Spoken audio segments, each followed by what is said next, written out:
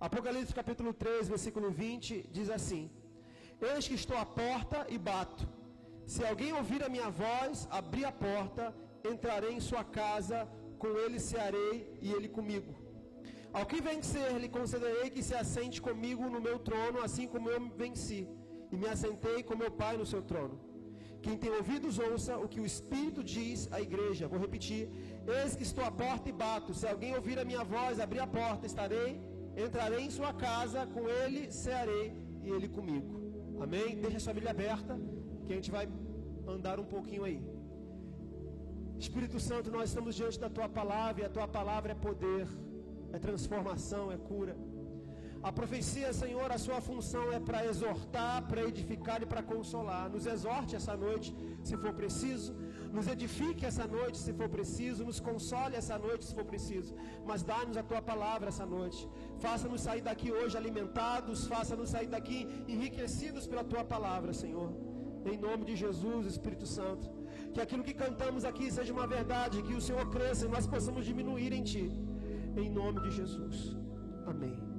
Querido, essa palavra é uma palavra muito profunda. Eis que estou à porta e bato. Eu percebo duas coisas aqui. E uma má notícia e uma boa notícia. A má notícia é que esse texto está se referindo à igreja. E se ele está na porta batendo, significa que ele está do lado de fora. Isso não é bom. A Bíblia fala que eis que estou à porta e bato. Jesus está do lado de fora da igreja tentando entrar e não consegue, porque a porta está fechada.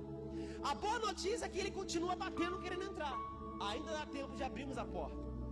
Então, a má notícia é que esse texto está se referindo à igreja. Esse texto não é para as pessoas que estão fora. Esse texto não é para o desviado, não é para aqueles que talvez ainda estão vivendo uma vida de iniquidade. Esse texto se refere à igreja. E você vai entender isso. A Bíblia fala que Jesus diz à igreja: eu estou à porta, estou batendo. Quem abrir, eu vou entrar, vou cear com ele. Ao que vencer é uma palavra para a igreja. Jesus está do lado de fora da igreja tentando entrar. Essa é a má notícia, que ele está do lado de fora, não está do lado de dentro. A boa notícia é que ele continua insistindo. Ele quer entrar.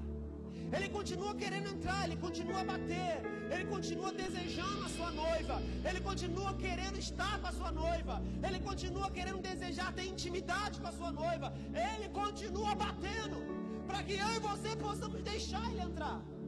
Essa é a boa notícia. Quando a gente analisar o contexto desse texto, você vai perceber que no início do capítulo 3 de Apocalipse, João está falando sobre os 7 cartiçais que ele viu. E esses 7 cartiçais representam 7 igrejas. E essas 7 igrejas estão relacionadas ao tempo que a igreja está vivendo.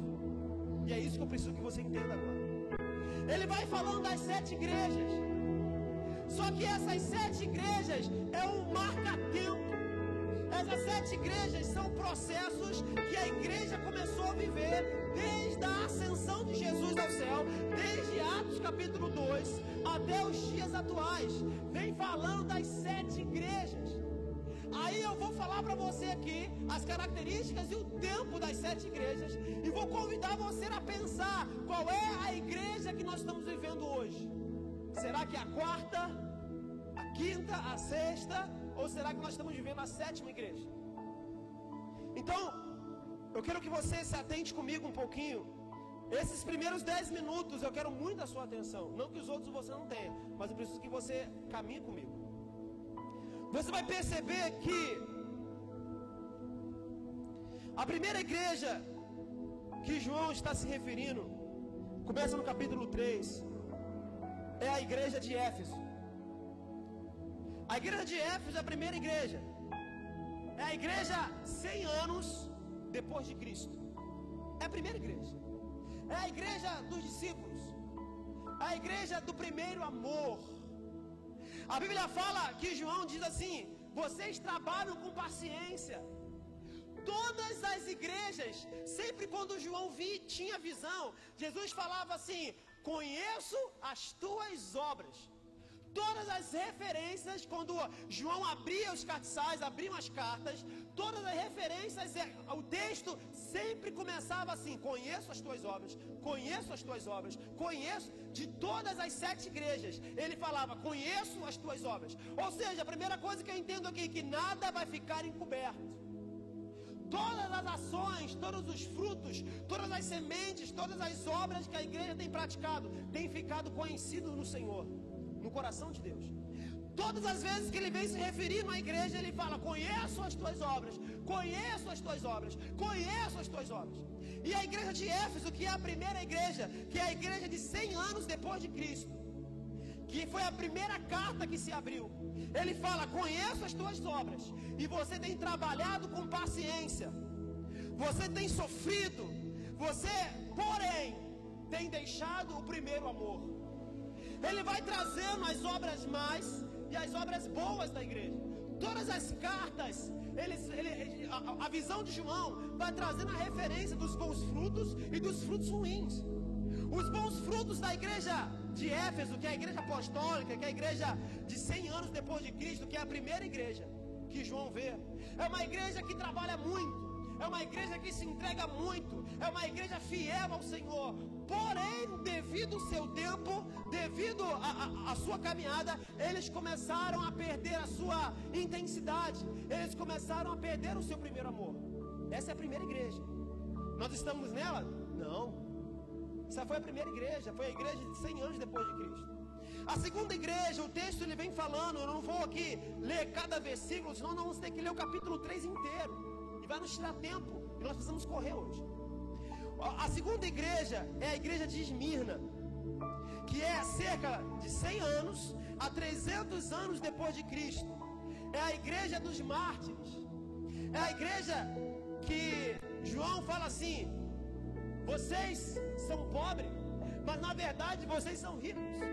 É a igreja que ninguém tinha nada, a igreja era pobre fisicamente, a igreja não tinha recurso fisicamente, mas era uma igreja que a Bíblia fala que eles eram ricos. Era uma igreja que tinha muita riqueza, riqueza espiritual. A Bíblia fala que nessa igreja, o texto diz, a igreja de Esmirna, que o diabo ia colocar algumas pessoas no cárcere para morrer. Está aqui, Apocalipse capítulo 3. Que o diabo ia lançar algumas pessoas no cárcere para provar a sua fé. É a igreja do Coliseu, é a igreja dos mártires, é a igreja onde os cristãos morreram com a sua própria vida, é a igreja que as pessoas deram a sua vida para que os leões pudessem comer, para que eles não viessem a negar a sua fé. A igreja onde famílias padeciam, onde famílias morriam, onde famílias deram a sua vida fisicamente e morreram fisicamente em prol do Evangelho. Essa é a igreja de Esmirna, a igreja que João abriu a carta dela. A igreja de Esmirna, a igreja onde havia muita perseguição, onde a fé das pessoas foi colocada em prova.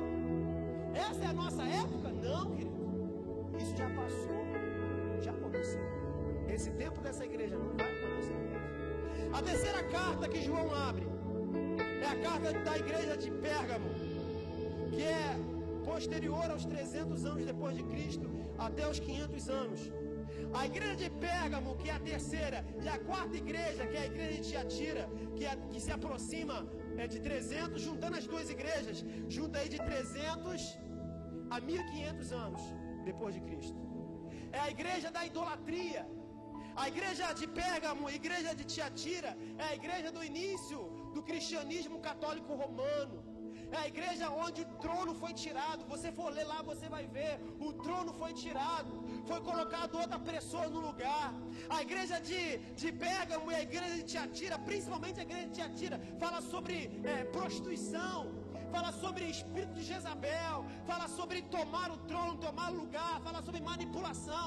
Fala sobre violação da adoração. É a igreja onde os apóstolos, onde começou a existir o sistema de papa, começou a existir o sistema do trono humano, onde começaram a tirar a referência de Jesus, onde começaram a tirar a pessoa de Jesus e estabeleceram para si um trono. A igreja de Pérgamo e a igreja de Tiatira. A igreja de Tiatira, a palavra de Deus diz em Apocalipse 3, a Bíblia fala: Conheço as tuas obras, que vocês têm tolerado Jezabel. Querido, entenda, pecado de prostituição, para nós é prostituição, para Deus é idolatria. O pecado de prostituição para nós é prostituição, para Deus, troca a palavra, é idolatria. Porque quando eu estou me prostituindo, eu estou me prostituindo contra alguém, mas contra Deus é idolatria. Contra Deus eu estou cometendo idolatria. Por quê? Porque aquilo que deveria ser somente do Senhor está sendo substituído para outra pessoa. Então entenda, idolatria não é só nós nos prostrarmos diante de uma imagem e dizer que aquela imagem vai nos socorrer. Idolatria não é somente quando nós temos uma imagem no alto da nossa sala ou no alto da nossa cozinha, da nossa casa, e ali nós dizemos que nós seguimos aquele santo, ou seguimos aquela entidade, ou seguimos aquela pessoa. Isso também é idolatria, porque é tudo aquilo que substitui o lugar de Deus. Quando eu e você, quando alguém comete pecado de prostituição, nós, para com os céus, para com a terra, nós cometemos prostituição. Para com o céu, nós cometemos idolatria, porque nós estamos substituindo aquilo que Deus era para estar tomando lugar em nós. Então entenda que Deus, Ele não quer o primeiro lugar na igreja. Deus, Ele não quer o primeiro lugar no meu coração, Ele quer todo lugar no meu coração. Ele não quer ser dividido com ninguém, Ele não quer ser compartilhado dentro de mim com ninguém, Ele não quer ser o primeiro da minha vida, Ele quer ser o único da minha vida. Quantos podem dizer amém, querido? Então essa era a igreja de Pérgamo de Tiatira. A próxima igreja que João começa a ler a carta é a igreja de Sardes, que é a igreja de posterior, 1500 anos depois de Cristo, que é a igreja da reforma, a igreja de Lutero, John Wesley, sabe, a igreja dos reformadores. A palavra de Deus diz, quando João começa a ler a carta da igreja de Sardes, ele começa com uma palavra: lembra-te das primeiras obras, lembra-te do que eu tenho feito. Era uma noiva afastada de Deus, era uma noiva que foi dominada pelo homem.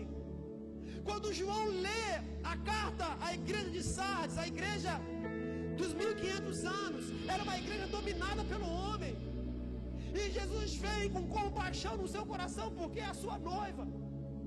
Jesus veio assim e fala assim: pelo amor de Deus, lembra-te do que eu tenho feito em você, lembra-te que vocês não precisam disso para viver, lembra-te que eu sou o caminho, eu sou a verdade, eu sou a vida, lembra-te que o caminho da salvação está em mim.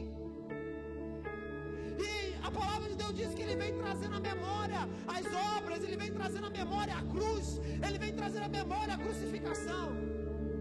Amém, querido? Essa é a igreja de Sardes. Nós estamos nessa igreja? Não. Essa igreja passou, querido. Nós não estamos na época da chamada reforma protestante. Dentro da história, se nós formos estudar um pouquinho sobre a história da igreja, nós não estamos nessa época. A história da igreja já houve uma história, podemos dizer assim. Os 1500 anos onde se iniciou a reforma, isso já aconteceu. Eu não estou no tempo mais, eu e você, não estamos mais no tempo da igreja de Tiatira, não estamos mais vivendo o tempo da igreja de Sardes. Isso já passou.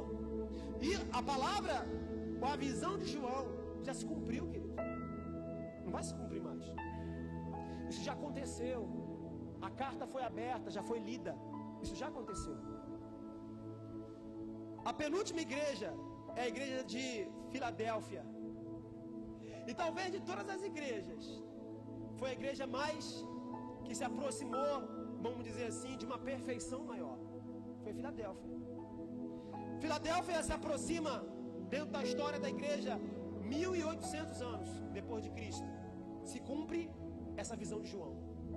A visão de João com relação à igreja de Filadélfia se cumpriu em 1800 anos para cá.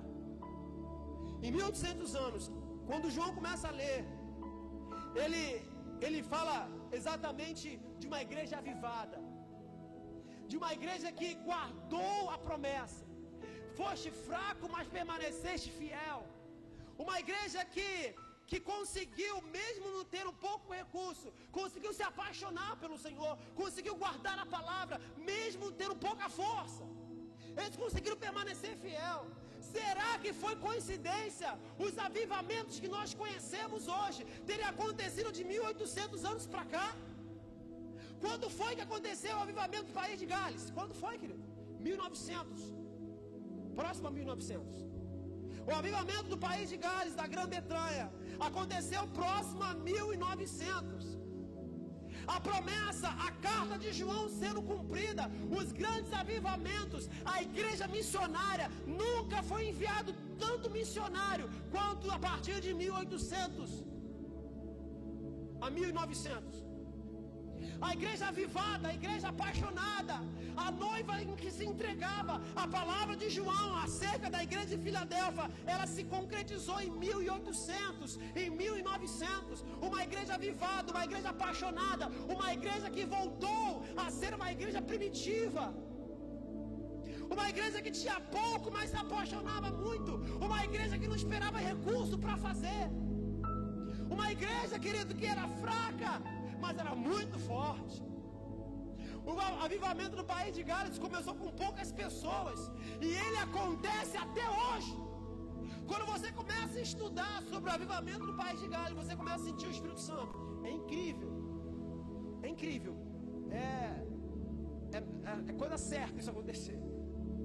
É certo. Há alguns avivamentos que aconteceram, querido. Algumas lembranças de Pentecostes, algumas lembranças de Atos capítulo 2 se iniciaram. Retornou em 1800, 1900. Algumas igrejas que hoje são potência, como a própria Assembleia de Deus, foi iniciada nessa época. Um grande avivamento aconteceu em 1900. A igreja, ela viveu verdadeiramente, o mundo estava em chamas. Em 1900 o cristianismo estava em chamas. O evangelho se propagou de tal forma sobrenatural. Pessoas jovens, adolescentes, abriam mão da sua vida para querer ser missionários. Homens abriam mão dos seus empregos para se lançar para missões. Eram voluntários. Eu quero ir para lá, para o pior lugar.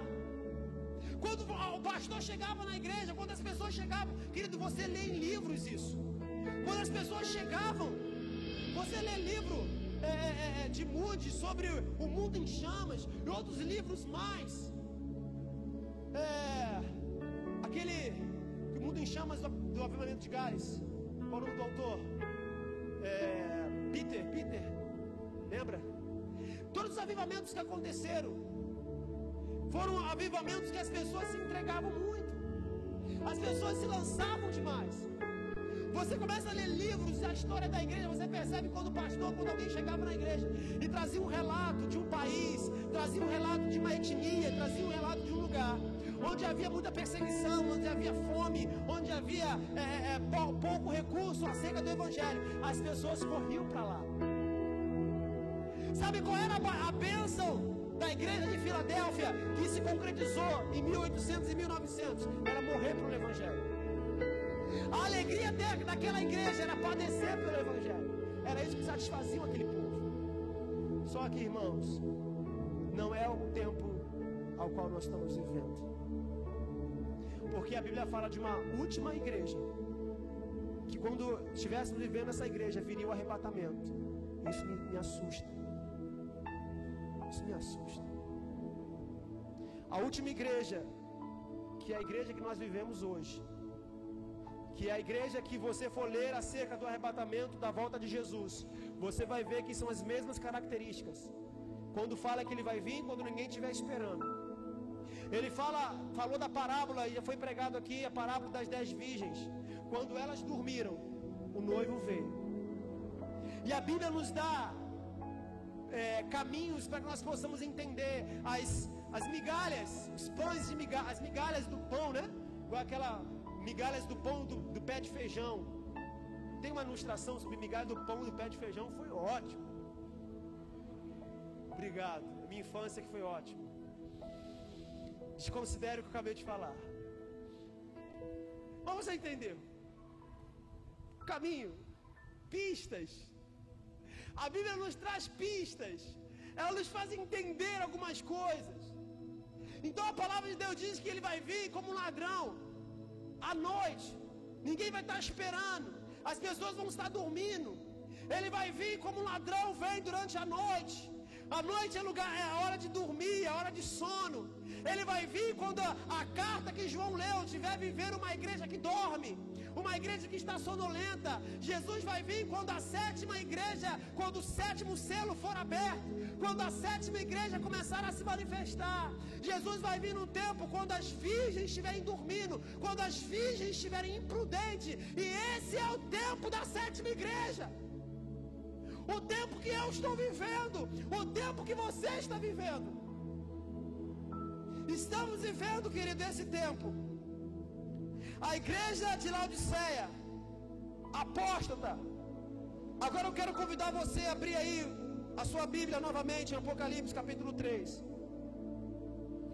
versículo 5. Ou melhor, capítulo 5, versículo 15 e versículo 16. Desculpa, capítulo 3, versículo 15 e versículo 16. Obrigado. 3 de Apocalipse, versículo 15 e versículo 16.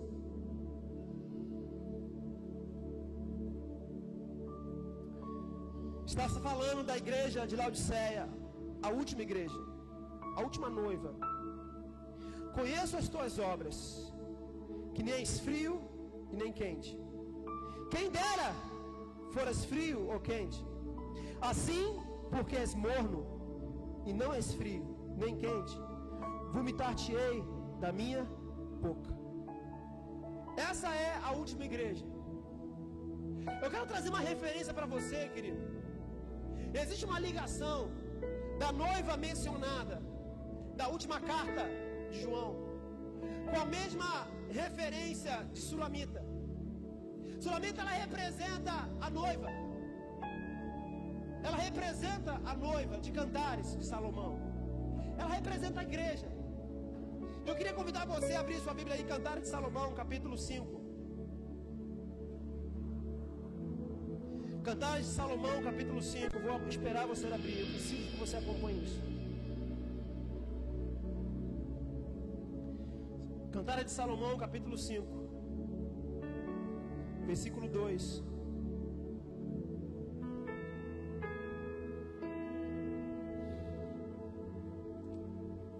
Cantares de Salomão, capítulo 5. Você vai abrir em Salmos, Provérbios, vem vindo, Eclesiastes. É um livro bem pequenininho, mas apaixonante. Cantares, capítulo 5, versículo 2. Vamos ler a partir do versículo 1. Cantares, capítulo 5, versículo 1. Já entrei no meu jardim, minha irmã, minha esposa. Colhi a minha mirra com a minha especiaria. Ou seja, já me aprontei, já me preparei. Vamos continuar. Comi o meu favo com o meu mel, bebi o meu vinho com o meu leite. Comei, amigos, bebei abundantemente, ó amados. Eu dormia, mas o meu coração velava. E eis que a voz do meu amado que está batendo: abra-me, minha irmã, meu amor, minha pomba minha, imaculada minha, porque a minha cabeça está cheia de orvalho e os meus cabelos de gotas da noite. Essa referência de Sulamita está trazendo uma referência acerca da última igreja. A igreja que nós lemos, a igreja de Laodiceia, a igreja que perdeu o amor, perdeu a paixão, a igreja que Jesus, que o texto diz que ela não é forte, mas também não é fraca. Todas as outras igrejas tinham uma identidade. Até a igreja, querido, que tolerava Jezabel, até a igreja da idolatria tinha uma identidade. Mas essa igreja não tem identidade. Ela não tem um nome, ela não tem uma característica, ela não tem uma roupa, ela não tem nada. Ela não se prostitui, mas também não se santifica. Ela não se prostra à imagem, mas também não se apaixona. Ela não se, sabe, não fica totalmente lá embaixo, mas também não se entrega 100%. A Bíblia fala que o noivo, Salomão, ele veio para se encontrar com a sua noiva, com a sua amada. Ele chega, ele bate na porta O que te lembra, querido? Bater a porta. Eis que estou à porta e bato. O que te lembra, irmãos? A Bíblia fala que Salomão chegou lá para se encontrar com o Sulamita. Ele já preparou tudo. Ele preparou todo o ambiente. Ele preparou o seu banquete. Quando o arrebatamento vir, o que nós vamos fazer com ele? Nós vamos cear, nós vamos estar para ter com ele um banquete. A Bíblia fala em Cantares que ele já preparou o banquete. A mesa já está pronta. Ele vem para se encontrar com a sua noiva. Mas a sua noiva está com as suas portas fechadas. E ele bate na porta. Ele bate lá. Aí o texto que nós lemos diz, capítulo 5, versículo 2: e eu dormia. Quando João lê a última carta e a referência de Cantares de Salomão, uma igreja dormente, uma igreja que dorme, ela não se prostitui, mas também não se santifica. Uma igreja que está apática, está dormindo, não tem identidade, não morre para Deus, mas também não morre 100% para o mundo. Não se entrega 100% na obra, mas também não se desvia 100%. Ele se mantém um pecado, se mantém uma satisfação. Uma igreja que quando Jesus vem encontrá-la, ela está dormindo, trancada, dentro dos seus costumes, dentro da sua arrumação. A Bíblia fala em Cantares capítulo 12, que quando ele veio, o versículo 1, querido, é apaixonante, irmãos.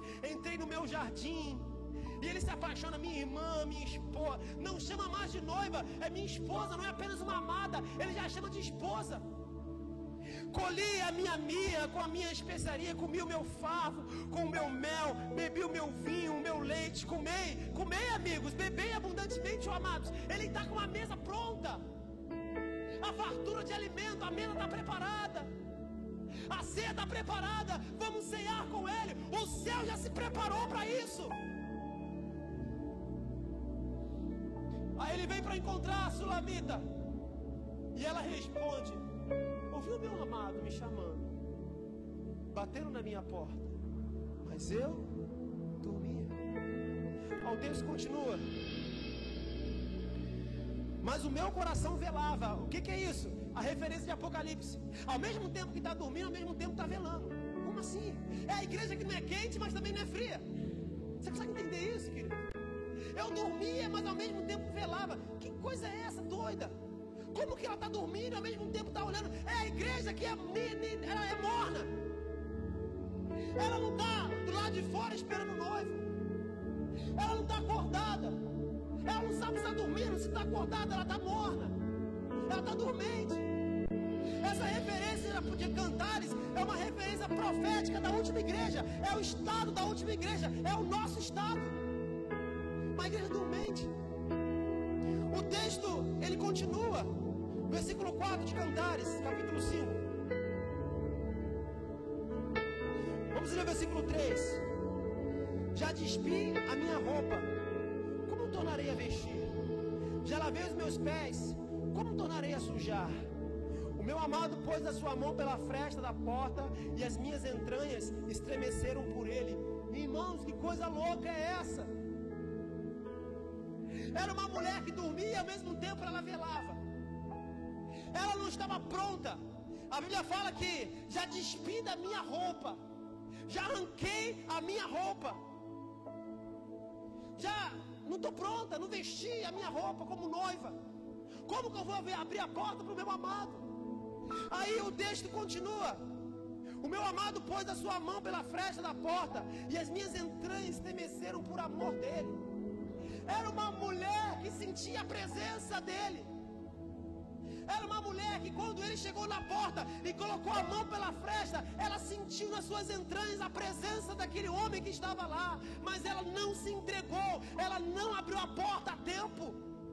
É a igreja de João, é Laodiceia.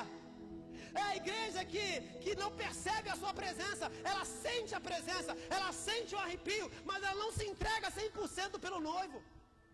Ela gosta de vir para o culto, ela gosta de algumas coisas, ela é gospel, ela é evangélica, ela gosta de hino, ela gosta até da Bíblia.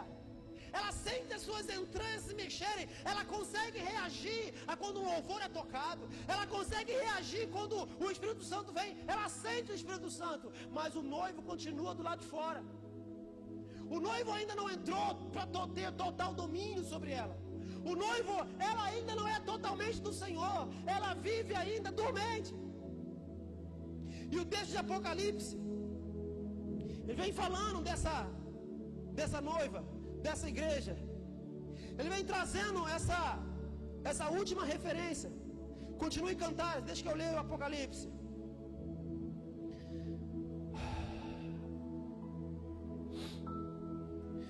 Conheço as tuas obras, nem que és frio e quente, que deras forem frio ou quente. Assim porque és morno e não és frio nem quente, vomitar-te-ei da minha boca. Como diz, rico sou, estou enriquecido, e de nada tenho falta. E não sabeis que és desgraçado, miserável, pobre, cego e nu.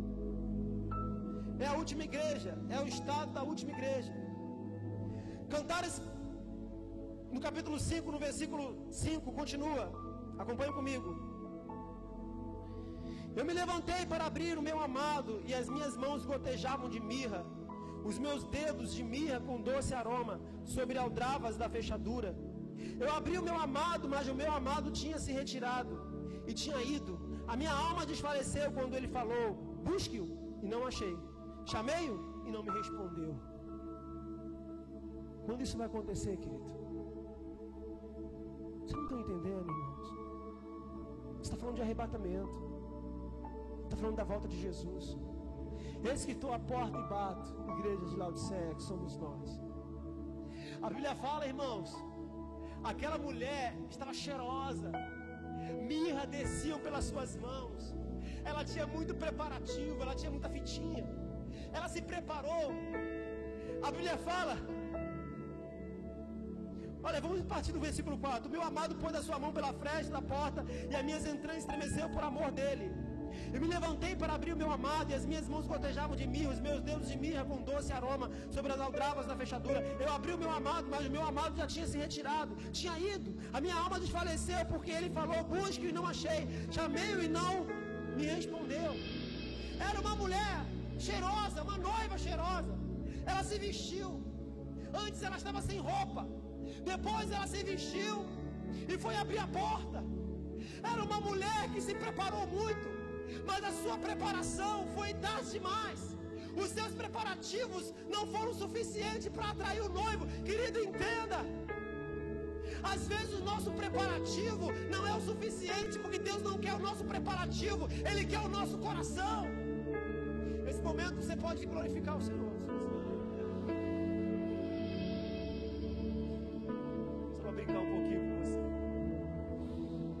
Ele não quer o nosso preparativo, Ele quer o nosso coração, querido.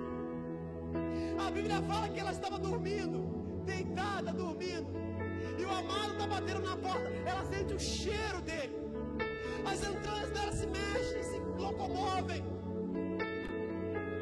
De repente ela coloca a sua roupa, e ela está perfumada, ela está preparada, ela está adornada. Mas ela se preparou, ela se adornou, ela se perfumou, a sua própria obra, da sua própria forma. E quando ela foi abrir a porta, o noivo já não estava mais lá, já tinha ido embora. Querido, que isso te lembra, irmãos? Irmãos, às vezes nós queremos fazer muitas coisas, e na verdade Deus quer o nosso coração. Às vezes nós queremos preparar o culto, mas esquecemos de nos entregar para Deus no nosso culto. Às vezes nós queremos preparar, chegar cedo, preparar o ambiente, querer trabalhar, limpamos, fazemos muita coisa e ajustamos o som, e a galera do ministério do louvor chega, mas em qual momento que nós vamos dar o nosso coração para Ele? Porque nós não somos aqui espectadores da adoração, nós estamos aqui para manifestar algo para Ele. Nós estamos aqui para observar o culto, nós estamos aqui para trazer e fazer o culto para Ele. Então às vezes nós colocamos a melhor roupa, nós fazemos chapinha e torcemos e oramos para não chover. Nós nos preparamos no céu e na terra, colocamos aquele salto sobrenatural, aquele sapato de couro de lagartixa, né? E preparamos, colocamos a melhor roupa, e esquecemos de dar o nosso coração. Esquecemos de sair de casa, dobrar o nosso joelho e falar: Senhor, eu estou indo para a tua casa, eu quero te adorar. Não é muito o que eu vou fazer, mas o quanto eu vou te dar. Querido, isso é culto, isso é adoração. A Bíblia fala que quando ela foi, finalmente acordou e foi, o noivo não estava mais lá. Versículo 7. Nós vamos partir para o fim dessa palavra. Acharam-me os guardas que rondavam pela cidade, espancaram-me, feriram-me, tiraram-me o manto, os guardas dos muros. A partir do capítulo 6, o noivo continua procurando a sua amada. Ele não desiste dela. Ela sai, depois que ela não encontra o noivo, ela sai pelas ruas para encontrá-lo. Ela começa a perguntar para as pessoas: você viu aí um homem bonito? Um homem alto? Ela começa a pedir a referência. Ela conhecia, irmãos, ela conhecia o noivo. Ela conhecia quem ela estava falando, mas ela estava dormindo na igreja de Laodiceia. E ela sai pelas ruas para tentar encontrar Deus nas ruas, para tentar encontrar o noivo nas ruas. Ela pergunta para as pessoas nas ruas. E a Bíblia diz que alguns soldados encontram ela, espancam ela, batem nela. Os guardas da cidade são pessoas que deveriam proteger as pessoas. Eram pessoas que estavam incumbidas de proteger as pessoas. Mas aquelas pessoas que receberam a missão de proteger, violentam aquela mulher, batem naquela mulher. Aqueles que foram chamados para cuidar e para proteger, agora estão violentando, agora estão batendo. Querido, é a igreja de hoje. Pastores que foram chamados para cuidar, têm violentado, têm manipulado, têm trazido, sabe, angústia, têm trazido um peso humano sobre as pessoas. São soldados que deveriam guardar a noiva, mas têm despido a noiva, têm machucado a noiva, têm ferido a noiva. Isso está se concretizando nos nossos dias. Líderes e violentadores que não se entregam, que não se apaixonam, mas violam o seu irmão, violam.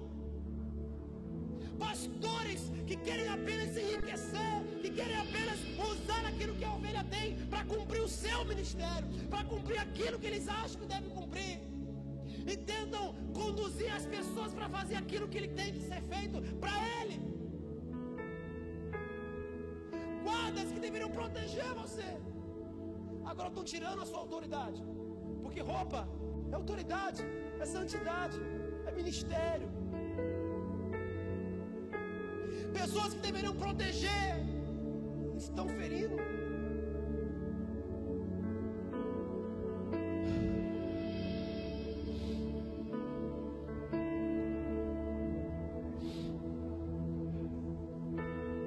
Volta para Apocalipse para nós encerrar. Versículo 14 do capítulo 3 de Apocalipse.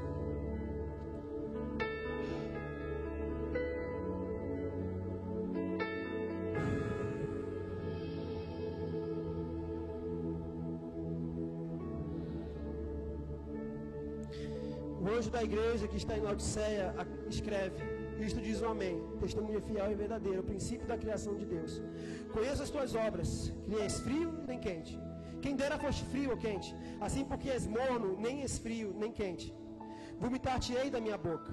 Como dizes, rico sou e estou enriquecido, e de nada tenho falta. Não sabes que és desgraçado, miserável, pobre, cego e nu? Aconselho-te que de mim compres ouro provado no fogo, para que te enriqueças, roupas brancas, para que te vistas, e não apareça a vergonha da tua nudez, que unge os teus olhos com colírio para que vejam. Eu repreendo e castigo todos quantos amo. Sê, pois, zeloso e arrependa-te. Versículo 19, vou ler de novo. Aconselho-te de que de mim compres ouro provado no fogo, para que te enriqueças, roupas brancas para que te vistas. A sulamita ficou nua, despida. A sulamita, os guardas tiraram as suas vestes. A carta de João fala: vista a sua roupa, noiva. Filha, vista a sua roupa, noiva minha. Coloque o seu manto, se revista. Busque o meu ouro. Busque colírio para os seus olhos. Irmão, ouro, riqueza. Riqueza espiritual. O evangelista Paulo pregou aqui quarta-feira sobre isso. sobre a dracma perdida, sobre nós buscarmos as riquezas que foram perdidas. Isso traz referência para a noiva. O que nós perdemos, irmãos? O que a igreja perdeu? A igreja perdeu a paixão, a igreja perdeu o avivamento, a igreja perdeu a entrega, a igreja perdeu a cura, a igreja perdeu o sobrenatural, a igreja perdeu, sabe, crentes radicais, crentes apaixonados, crentes que abrem mão da sua vida, abrem mão do seu tempo, jovens loucos, a igreja perdeu. Jovens loucos que querem dar a sua vida para missões, que querem dar a sua vida para a obra, que abrem mão dos seus prazeres pessoais, que abrem mão dos seus sonhos. Pergunta para os jovens quais são os sonhos dele. É ser empresário, é ter uma faculdade. Pergunta para eles quais são os sonhos dele. Pergunta para os jovens quais são os sonhos que eles têm hoje. Pergunta se alguém vai dizer: quem me dera se eu pudesse dar minha vida e ir para a África, quem me dera se eu pudesse dar minha vida e ir para o Nordeste, quem me dera se eu pudesse dar minha vida e ir para o Amazonas, quem me dera. Pergunta quais são os seus sonhos. Quais são os seus sonhos? A igreja está nua, está despida, está vivendo para si, e Jesus está voltando, querido, e vai encontrar uma igreja morna, uma igreja dormente, uma igreja nua. Essa palavra, querido, é para você pensar, porque é o tempo que nós estamos vivendo.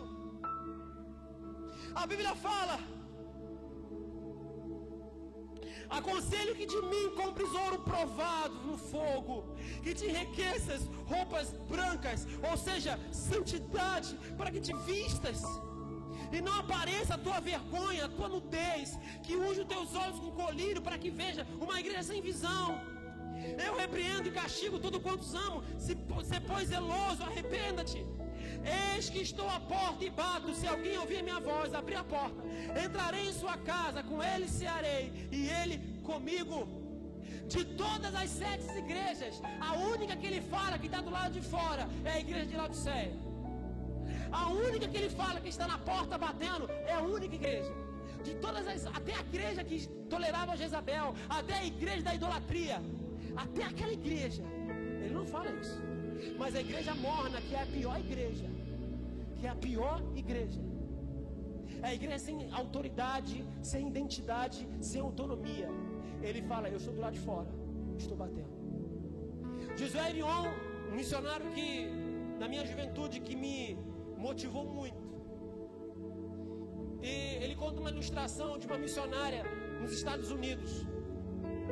E ele fala que ela era de cor branca, a pele dela bem branca. E nos Estados Unidos, em alguns locais, eles dividem a igreja com cores da pele: os negros, os brancos. E ela estava no seu hotel e começou a ouvir barulho de culto. Ela: eu vou naquela igreja um pouquinho, aproveitar que eu estou aqui. Chegou na porta da igreja, ela foi barrada, não podia entrar, porque era só os negros que podiam entrar. E ela ficou, não entendeu, como assim? Não estou entendendo. E ela não pôde entrar. Josué Irion diz que ela vai para o seu hotel e muito chorosa, muito triste. Ela dobra o seu joelho no seu quarto e começa a orar: Senhor, como pode isso? Como que eu não pude entrar naquela igreja? Como que eu não pude estar lá? O Senhor chega para ela, dá as mãos para ela e fala assim: filha, você está chorando porque você não entrou lá hoje? Eu não entro lá faz tempo. Há muito tempo eu não consigo entrar lá. Chora comigo. Chora comigo. E ela meio que queria um consolo de Deus, ser consolada. Ela ficou chorando com Deus no seu quarto, porque Deus não entrava na igreja mais. Fica de pé, querido, em nome de Jesus.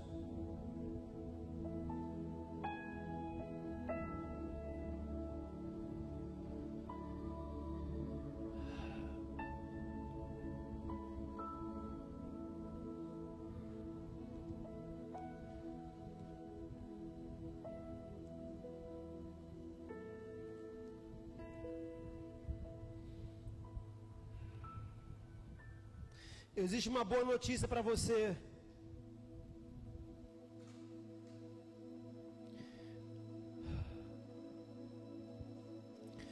O versículo 19 do capítulo 3 diz assim: eu repreendo e castigo a todos quantos amo. Sê, pois, zeloso e arrependa-te. Existe uma boa notícia para a igreja de hoje: arrependimento. Arrependimento. Nós estamos vivendo os últimos dias de falta de entrega, falta de paixão. O noivo bate a porta, as pessoas não oram mais. Passar 1 hora de oração se tornou história. 2 horas de oração com Deus, ler Bíblia diariamente. A noiva está desviada dentro da casa do Pai. Somos apaixonados nos preparativos. Somos bons, estamos nos preparando para os nossos cultos, os nossos preparativos. Estamos nos preparando, nós estamos cheirosos, estamos bonitos, mas o noivo continua do lado de fora. Precisamos nos arrepender, querido. Às vezes pregadores chegam aqui e querem gritar, irmãos. Entenda, gente. Às vezes a gente até perde as estribeiras emocionais. Entenda, gente. Às vezes a gente perde as estribeiras emocionais e às vezes a gente quer gritar aqui quando a gente vê uma igreja morna, uma igreja que não adora, uma igreja... Tenta nos entender. Porque essa é a igreja dos últimos dias. Uma igreja que não se entrega, que não morre mais. Queremos culto que nos agrade. Queremos uma palavra que seja confortável para o nosso coração. Às vezes, quando a palavra é muito dura, não gostamos. Queremos uma palavra confortável, uma palavra que me abençoa, uma palavra que eu vou sair daqui e ter uma semana abençoada. Irmãos, não, isso não é igreja. A igreja é aquela que muda a cidade, aquela que alimenta as pessoas, aquela que prega o evangelho, não com palavras, mas com manifestação de poder. Porque o evangelho não se constitui em palavras, mas em poder. Uma igreja apaixonada. Então às vezes nós tocamos trombeta, nós gritamos, queremos acordar a noiva.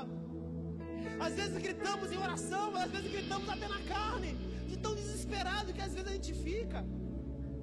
Às vezes a gente quer gritar literalmente, irmãos. Às vezes a gente pudesse pegar a sua cabeça e sacudir você, a gente fazia. Por quê? Porque a gente vê uma igreja que não cresce espiritualmente em si. Passam anos, algumas pessoas não se entregam. Isso é o tempo da igreja. Não estou dizendo aqui na nossa igreja, não, isso é generalizado. É a igreja de hoje. Não estou dizendo só de vocês ou de mim. Estou dizendo de nós. A igreja que não cura mais. Estava dizendo com um jovem esses dias, eu falava assim, as minhas crises na minha juventude, quando eu orava para o enfermo e a cura não vinha, eu ficava em crise, eu ficava chateado, eu ficava deprimido. Quando eu orava para um demônio, o demônio não saía, eu ia para casa e ficava deprimido. Hoje a depressão dos jovens que não deixa dormir é um namoro mal sucedido. A depressão dos jovens hoje é uma frustração porque talvez não conseguir passar naquele concurso. Eles ficam deprimidos, ficam chateados. Desperta, querido.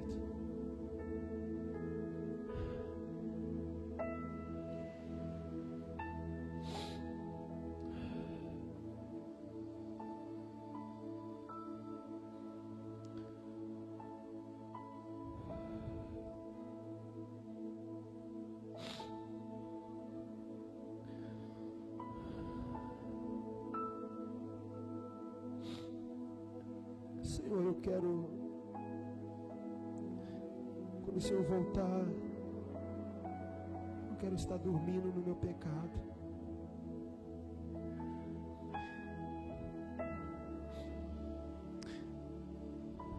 Quando o Senhor bater na porta, eu não quero estar despido.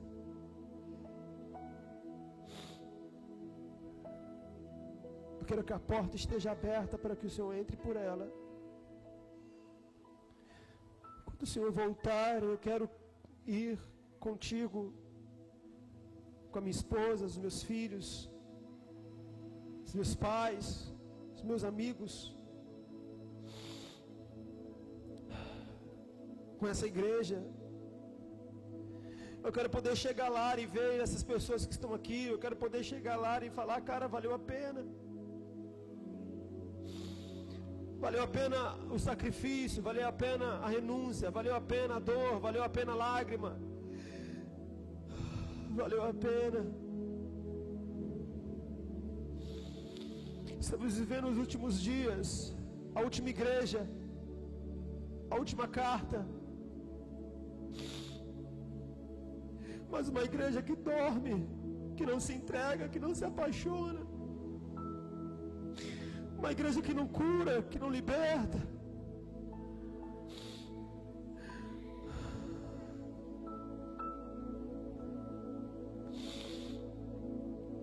Talvez não é momento de cantar, porque Sulamita tinha muita cheiro. Ela estava pronta, ela estava preparada, mas preparada para si mesma. Para si mesma. Ela estava preparada para si mesma. Vivia para si. A igreja de hoje que só vive para si, querido. Entenda que a igreja, eu não estou dizendo do Micef, eu estou dizendo de você. Igreja somos nós. Então a responsabilidade é minha e sua. Não transfira para esse lugar. O lugar é você. A igreja é você. Quando eu digo que você não se, que a igreja não se entrega, eu estou falando de você, estou falando de mim. Queremos nos arrepender, Senhor. Não queremos ser como as loucas, imprudentes, mas queremos despertar do nosso sono, voltar a se entregar por esse evangelho, voltar a morrer por ele, se for preciso. Vivemos cada um pensando na sua própria vida, quanto vai ganhar mais, quanto precisa ganhar mais. Queremos estudar para poder ganhar mais, não para termos recursos para fazer a tua obra. Queremos viver os nossos sonhos. Queremos trabalhar mais para ganhar mais, porque nós queremos viver melhor. Porque não vivemos mais para a eternidade, não vivemos mais para aquele que bate a porta. A igreja que Jesus está do lado de fora, querido, batendo, desesperado para entrar. Eis que estou à porta e bato.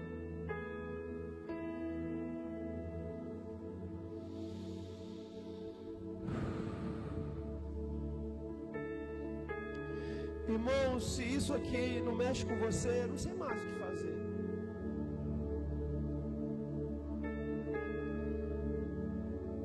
Se isso não te emociona, se isso não leva você a pensar sobre o seu pecado, irmãos, não está falando do ímpio, está falando do crente, está falando da igreja, não está falando de nenhum amigo que você conhece, está falando de você. A igreja,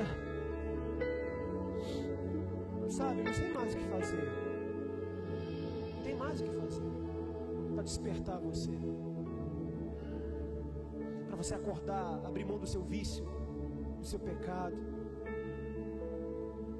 abrir mão daquilo que te afasta de Deus. Não tem mais o que fazer. Se essa palavra, se esse ambiente que nós estamos aqui nesse culto, encerrando esse culto dentro desse ambiente, não te causa uma dor lá dentro, irmãos, se não te causa pelo menos um medo, irmãos, tem algo muito sério acontecendo com você e comigo. Se isso não te faz pensar, não te faz chorar, não te faz rever conceitos, tem uma coisa muito séria acontecendo com a gente.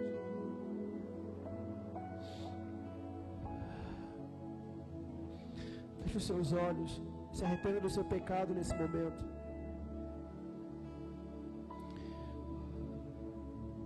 Não precisamos de uma canção melhor. Sulamita estava muito cheirosa, irmãos, quando ela foi atender o noivo. Ela estava muito preparada, mas não foi no tempo certo. Nossos preparativos não vai atrair o noivo para nós. Escuta, nossos preparativos não vai atrair o noivo para nós. E sim a nossa entrega para que ele entre. Querido, Ela não abriu a porta porque ela estava despida. Abre a porta, mesmo despida.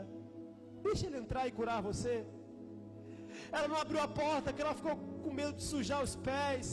Ficou com medo de se machucar. É a noiva que não quer se ferir, que não quer se machucar. Irmãos, eu ouvi uma pessoa dizer assim: pastor, eu não me envolvo tanto na igreja, porque eu não quero ver os problemas, eu não quero estar participando, não quero me ferir. Irmãos, não seja covarde, porque tem pessoas se ferindo por causa de você. Ela não queria sujar o pezinho dela, irmão, sabe? O pezinho delicadinho dela, ela não queria. Irmão, sabe? Abre a porta para ele, deixa ele entrar, deixa ele ver a sua nudez. Não esconde não, querido. Ela estava despida, ela foi se vestir primeiro. Isso se fala de iniquidade. Isso está falando de iniquidade, querido, de pecado escondido. Ela foi se despir, ela foi se vestir, ela foi colocar roupa para poder abrir a porta, mas quando ela foi já era. Abre, deixa a porta entrar, deixa ele entrar, deixa ele ver o seu pecado, não esconde não, deixa ele ver a sua mazela. Olha, eu sou assim, Senhor, eu sou desse estado, eu sou fraco nessa área, eu sou ruim nessa área, sou eu que sou assim. A sua noiva me ajuda. Eu tenho um problema aqui, eu tenho um problema lá. Essa área precisa ser vestido, essa área está nua, Senhor, é minha vergonha, é minha nudez. Eu estou sem roupa aqui. Eu não quero me esconder, eu não quero botar uma roupa para que o Senhor não me veja. Me veja assim, me veja do jeito que eu estou.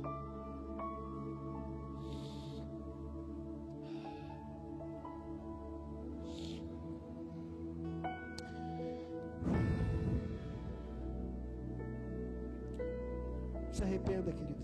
Nós vamos encerrar esse culto. Já deu o horário do término. São 21h30.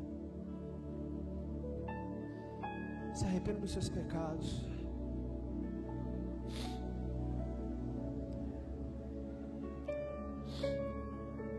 Jonathan Edwards, ele pregou uma mensagem sobre salvação, mas ele via um outro tempo da igreja. As pessoas se agarravam nas cadeiras, nas colunas, de tanta desespero. Hoje você não vê isso. Éramos para estar agora chorando. Éramos para estar agora nos prostrando diante dele. Éramos para estar agora desesperados. Éramos para estar angustiado. O pecado não te oprime mais, irmãos. O pecado não te entristece mais. O pecado não te causa mais dor. Desperta, acorda. Desperta, igreja.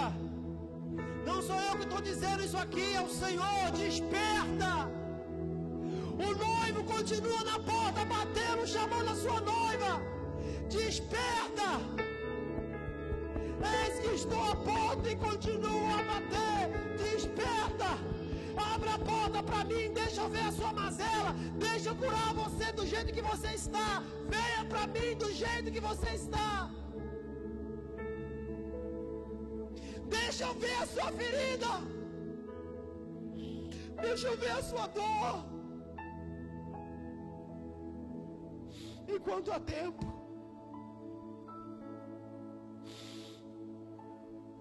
Querido, eu vou encerrar esse momento, mas eu queria pedir que você, depois que eu liberar você, que você se sente. Faça a sua oração individual.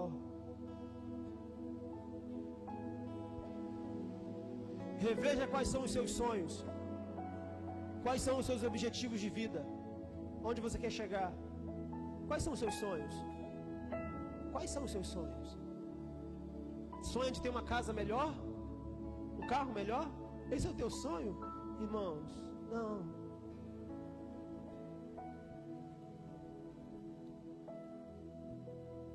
Quais são os seus sonhos?